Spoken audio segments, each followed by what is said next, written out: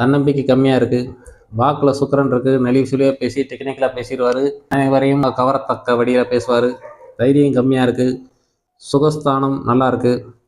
குழந்தை பாக்கியெல்லாம் கிடைச்சிருந்து. 6ஆம் இடத்துல சந்திரன் இருக்கிறனால எதிரிகள் எதாவது தப்பு செஞ்சால் சரி போன்னு மன்னிச்சு விடுவார்.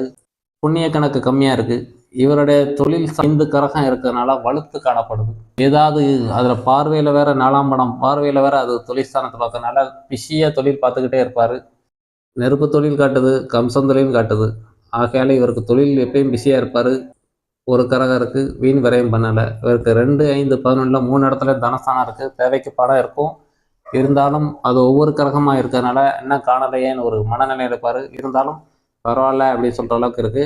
இவருடைய கவலைன்னு எடுத்துக்கிட்டிங்கன்னா தன்னம்பிக்கை கம்மியாக இருக்குது, தைரியம் இல்லை, பாகிஸ்தானம் புகழ் சார்ந்த கவலை, அதிர்ஷ்டம் சார்ந்த கவலை. இதுதான் கே. விஜயகுமாரின் வாழ்க்கை தரம்.